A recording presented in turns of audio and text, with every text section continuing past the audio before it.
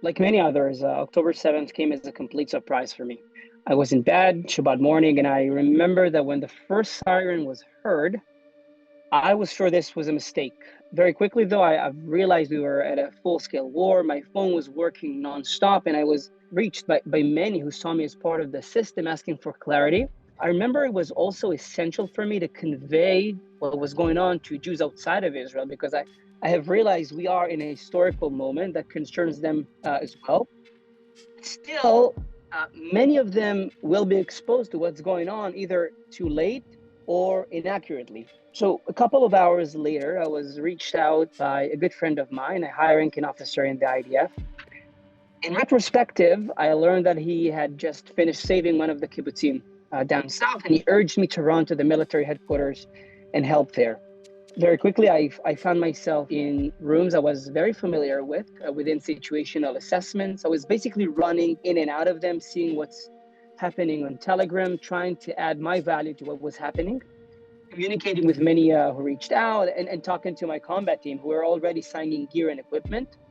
To be honest, there was a lot of uncertainty, fear, lack of clarity, and you are realizing you're living through history right now. After a few very long hours there, I've returned home to say goodbye to my wife and kid, and very quickly, the following morning, basically, I joined my team who prepared all the combat gear for me while I was advising at the headquarters. And since then, 220 days of reserve duty have started, and our lives have changed forever. In many ways, we're still living through October 7th, right? And to be honest, I'm not sure when we will reach out October 8th mentally.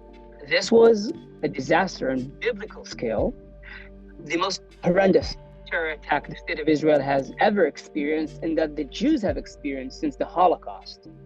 Now, the road to mentally getting to October 8th will have to go through rigorous self-reflection of us all on how did we allow a reality in which these savages can enter our territory, murder over 1,200 people, rape women, men, children, and kids, and kidnap around 250 people, some from their beds.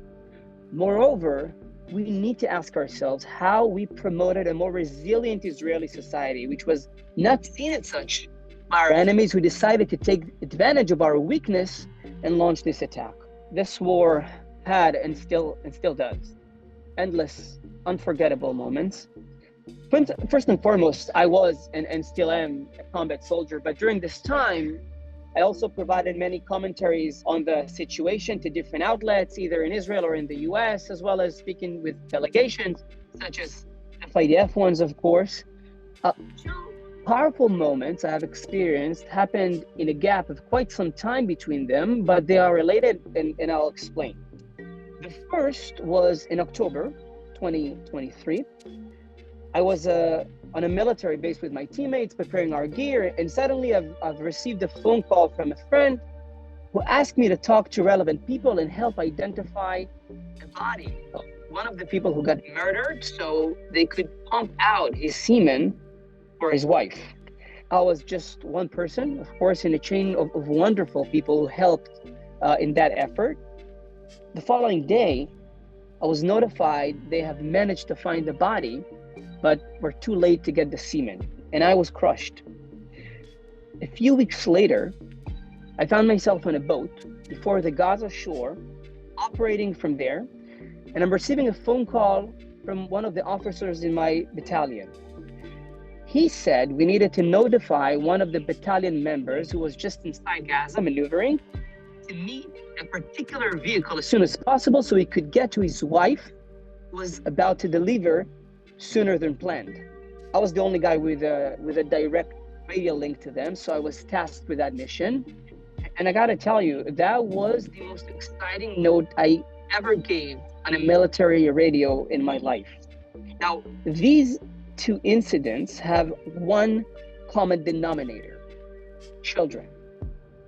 And in my belief, they embody our struggle in this place because it is for our children, the survival, continuation, and thrival of our people, we are doing what we're doing. This is the larger picture and the one we should always look at.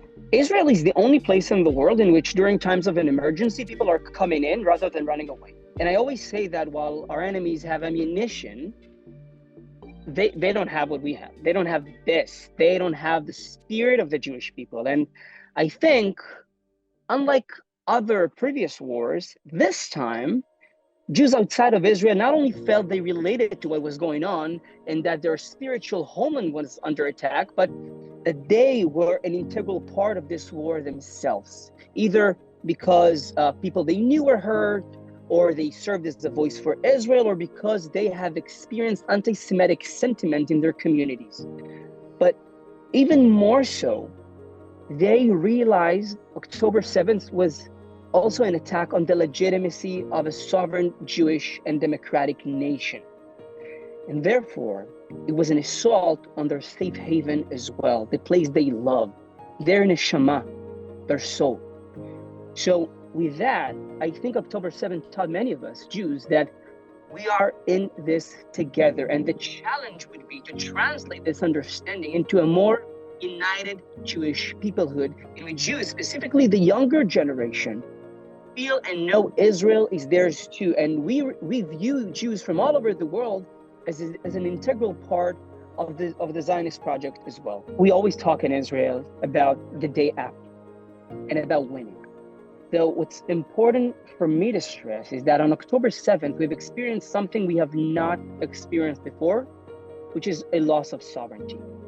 Because for hours, really, if you think about it, a foreign terrorist entity conquered territories in the Western Negev. And they behaved with a chilling sense of ownership there, committing the most horrendous atrocities one can think about. In addition to that, tens of thousands of people in the north are still evacuated from their homes. Now, why is this so important for our future? A sense of loss of sovereignty cannot be restored on the battlefield alone.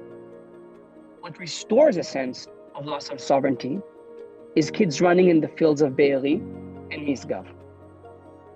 Only when the kids will be back will we know we really won. And one more thing to that. The hostages are a constant reminder of this loss of sovereignty. There could be no rehabilitation without them and without their return. This is why what happened is not just their personal tragedy, but also a national one that will impact the way we define and view Zionism, which is also based, if you think about it, on the Jewish saying of Kol Yisrael Aravim Ze Lazeh. Look, I'm a big believer in Israel. I'm a big believer in the Israelis, and I'm a big believer in the Jewish people. But as we go through these dark times together, we must remember how our victory should and will look like. And know that the road there could only be walked together. And I will never forget what this organization, FIDF, did in the most darkest, horrendous times for not just the Israelis, but for the Jewish people.